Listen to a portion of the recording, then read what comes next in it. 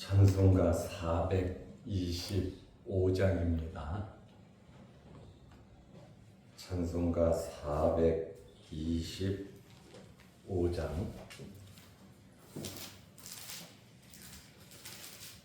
주님의 뜻을 이루소서. 고요한 중에 기다리니 진흙과 같은 날 빚으사 주님의 영상 만드소서. 주님의 뜻을 이루소서. 고용매 앞에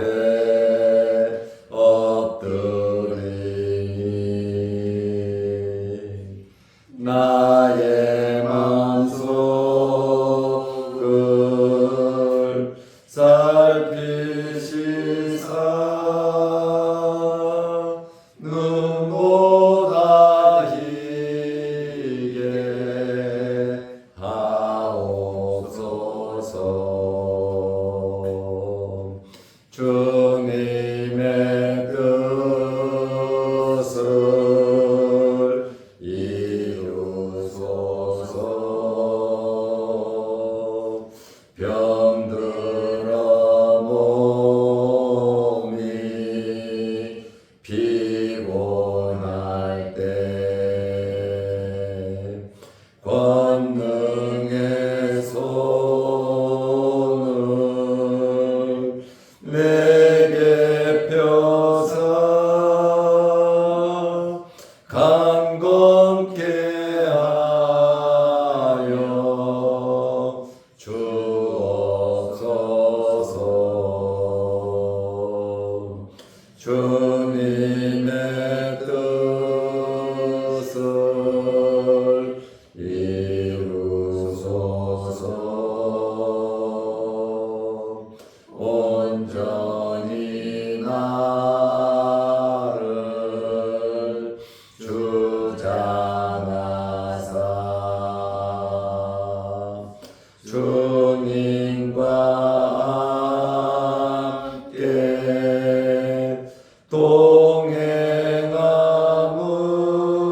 동행함을 만민이 알게 하옵소서. 아멘.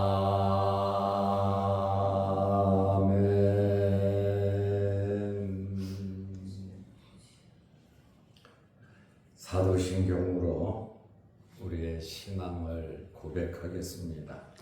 전능하사 천지를 만드신 하나님 아버지를 내가 믿사오며 그 외아들 우리 주 예수 그리스도를 믿사오니 이는 성령으로 잉태하사 동정녀 마리아에게 나시고 본디오 빌라도에게 고난을 받으사 십자가에 못 박혀 죽으시고 장사한 지 사흘 만에 죽은 자 가운데서 다시 살아나시며 하늘에 오르사 전능하신 하나님 우편에 앉아 계시다가 저리로서 산자와 죽은 자를 심판하러 오시리라.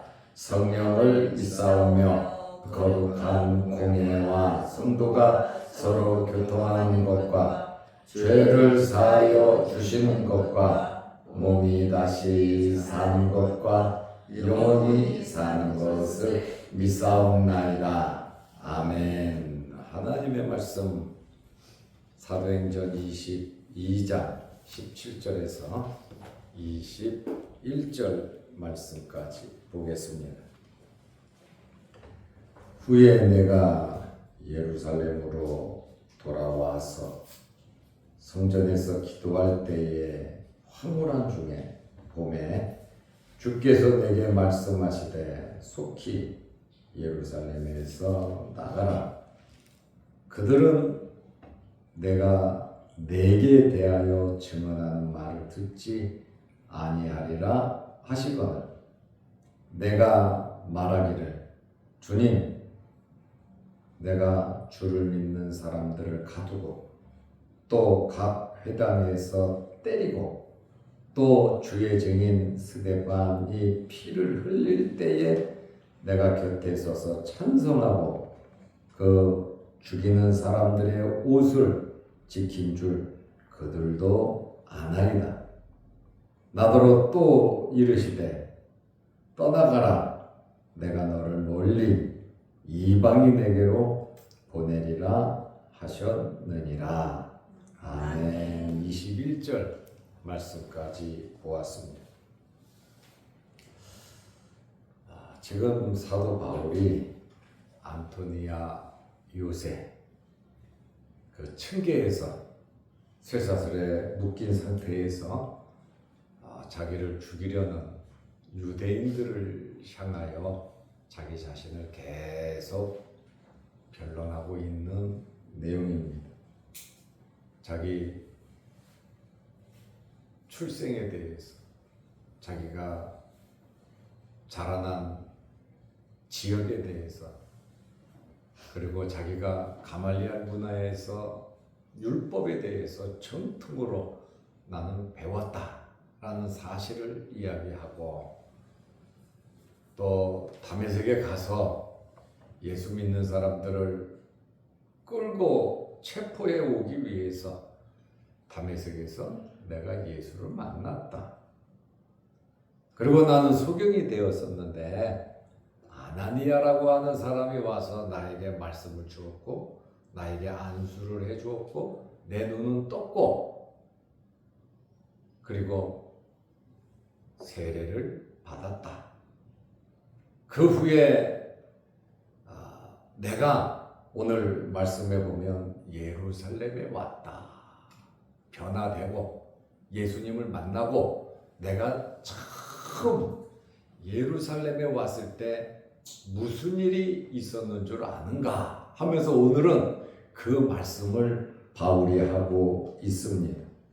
사도행전 22장 17절에 후에 내가 예루살렘으로 돌아와서 다메섹에서 예수님을 만난 후 아라비아 광야로 가서 3년 동안 기도하며 주님과 교제하고 거기서 연단 받고 내가 예루살렘에 돌아와서 사울에 대한 악명이 예루살렘 예수 믿는 사람들에게 있었단 말이죠.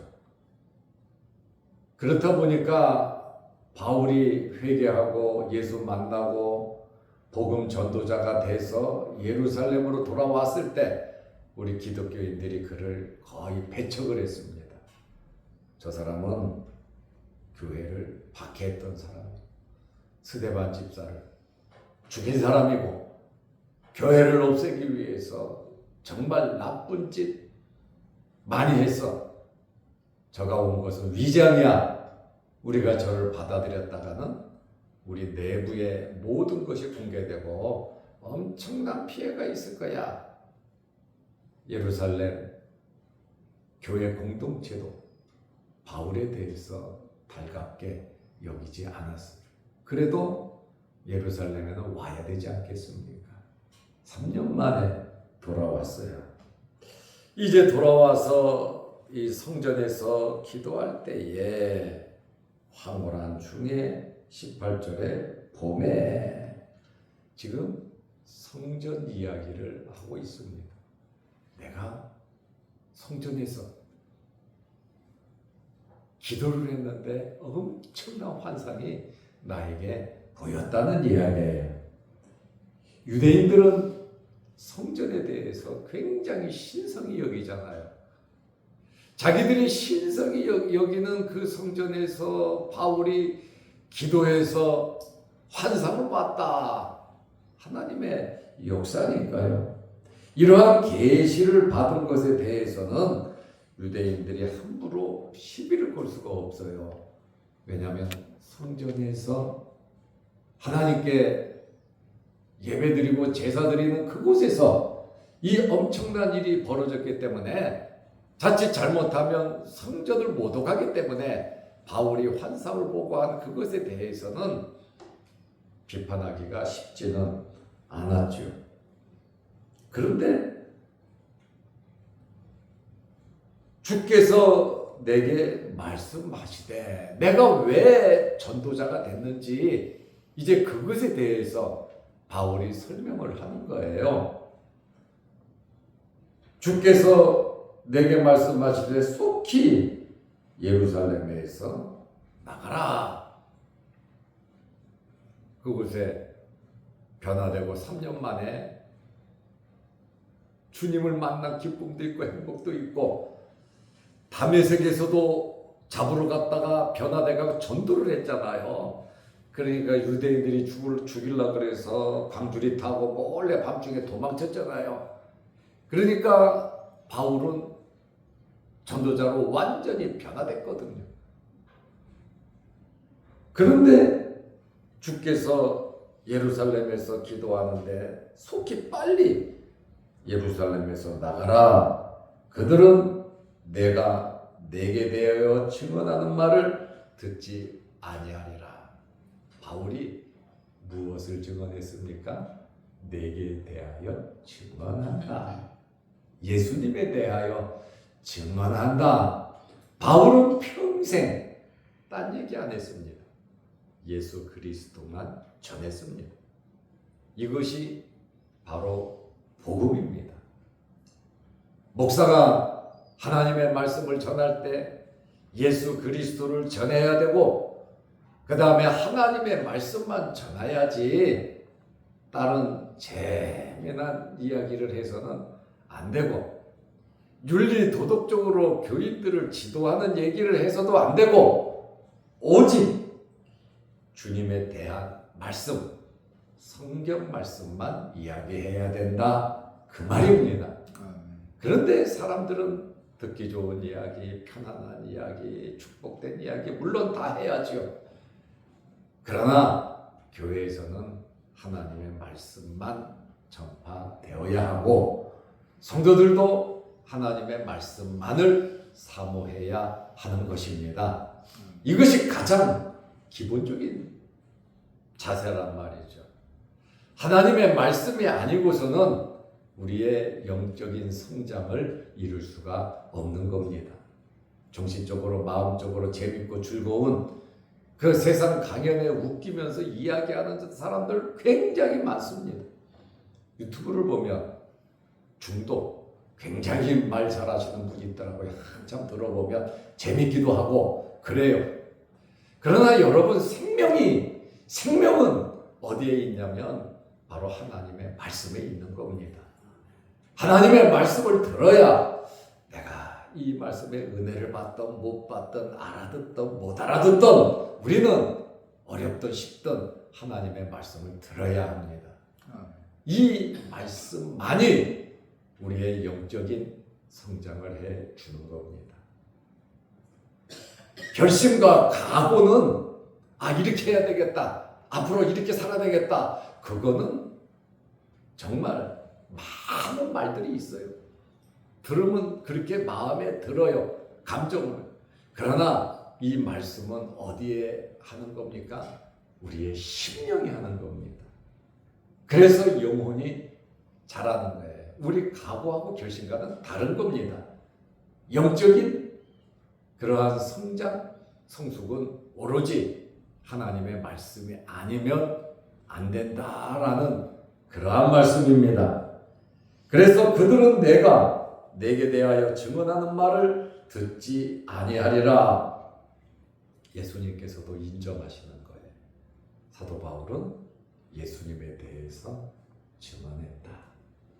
그러므로 저나 여러분들은 예수 그리스도로 충만하고 예수 그리스도로 만족하시기를 바랍니다.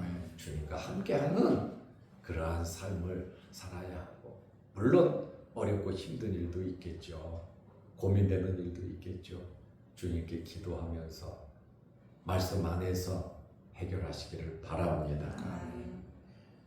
이 당시에 사도행전 9장 29절을 보면 바울이 예루살렘에 처음 가서 거기서 열심히 복음을 전했더니 유대인들이, 특별히 헬라파 유대인들이 9장 29절을 보면 헬라파 유대인들이 바울이 예수 그리스도를 전하니까 바울을 죽이려고 했다. 그 말이 있어요. 옛날에는 다 자기들 편이었는데 바울도 함께 그들과 어울리면서 교회를 박해했는데 이제는 바울은 전도자가 되었고 그와 함께 했던 사람들은 변하지 않고 계속해서 옛날 동지였던 바울을 죽이려고 했다. 그 말입니다. 예수님의 말씀은 내 증언을 듣지 않으니 예루살렘에서 나가라고 하는 거예요. 그러니까 바울은 그것을 경험했잖아요. 자기가 박해자였잖아요. 그러니까 주님께 말합니다. 사도행전 22장 19절에 내가 말하기를 주님께 말했단 말이에요. 너를 죽이려고 하니까 빨리 나가라. 속히 나가라.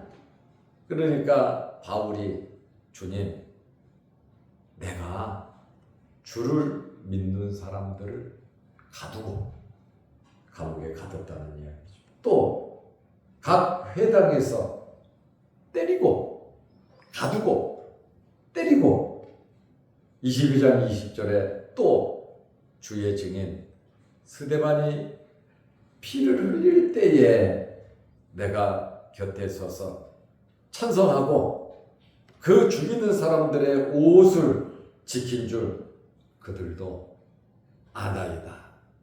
3년 만에 돌아왔으니까 그 사람들이 그 사람들 아니겠습니까? 바울과 함께 공모하고 바울과 함께 교회를 박해했던 그 사람들.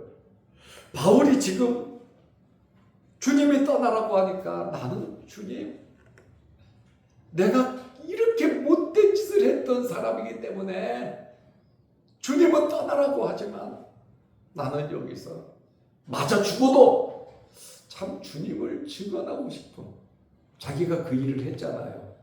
그러니까 지난날에 자기의 잘못, 자기의 과오, 자기가 잘못 행한 거에 대해서 바울이 주님 앞에 말을 하잖아요. 자신의 잘못, 자기가 잘못했던 일들을 솔직하게 고백하는 것은 진정한 회개입니다. 알잖아요. 내가 이렇게 못된 짓을 했었습니다 하는, 정말로 바울이 거듭난 예수 그리스도의 종인 것을 이 말씀을 보면 우리는 알 수 있습니다. 바울이 평생을 살아가면서 늘 마음에 부담이 되고 아픈 것이 뭐냐면, 물론 가두고 때리고 잡아서 교회를 없애기도 했지만 스데반 집사를 죽인 일에 대해서는 자기가 책임자로서 굉장히 뼈저리게 아파서 그 얘기를 또 하는 겁니다. 내가 죽이라고 찬성했고 그를 죽이는 사람들의 옷을 지켰다. 이제 때려 죽여야 되니까 옷을 벗고 자기들의 겉옷을 다 벗고 돌을 들고 스데반을 때려 죽일 때 그 사람들이 옷을 벗어서 사울 앞에, 바울 앞에 다 뒀다 그러잖아요. 옷을 그러면 지키는 자 아닙니까? 옷을 지킨다고 하는 그 말은 그 사람들의 옷이 어떤 옷입니까? 스데반 집사를 때려 죽이는 사람들의 겉옷입니다. 겉옷을 벗어서 그 앞에 놨다고 하는 것은 내가 저 사람을 죽이는데 저 사람을 죽이는 모든 핏값에 대한 책임은 당신에게 있습니다. 그거거든요. 그래서 그 사람들의 옷을 지킨다고 하는 것은 그것에 대한 책임이 나에게 있다는 게. 그러니까 이 이야기를 하면서 나는 아주 죄인의 개수고 죽일 놈 중에 나는 정말 맞아 죽을 놈이라고 바울이 그 고백을 하잖아요. 내가 옛날에 이렇게 밖에 있었는데 주님이 야 빨리 떠나라. 내 목숨을 건지려고 주님 떠나라고 하니까 바울이 너무나도 마음이 아픈 거예요. 나의 지난날 그런 바울. 내가 잘못했던 거. 나는 죽어도 되는데 주님이 속히 떠나라 이렇게 말씀을 하셨다는 거예요. 그러면서 뭐라고 말씀하셨습니까? 22장 21절 말씀에 보면 나더러 또 이르시되 내가 이렇게 박해자라고 말을 했더니 나더러 또 주님께서 이르시되 떠나가라. 떠나라는 거예요.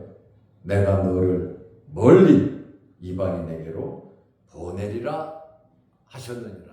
바울이 왜 내가 이방에 가서 예루살렘에 머물지 아니하고 멀리 이방들 1차 전도 여행, 2차 전도 여행, 3차 전도 여행하면서 내가 왜 이방에 갔다가 여기에 지금 예루살렘에 여기 왔는 줄 아냐? 나는 주님으로부터 사명을 받았다. 내 사명은 이방에 가서 말씀 전하라. 이것은 내 의지가 아니고 주님께서 나에게 말씀하셨기에 나는 그대로 순종하는 것이다. 이것이 나의 소명이고 나의 사명임을 바울이 지금 모든 모인 유대인들 앞에서 안토니아 요새 층계에서 지금 변론을 하고 있는 거예요. 자기 자신에 대해서 내가 왜 이렇게 됐는지 아주 소상하게 바울이 이야기를 했습니다.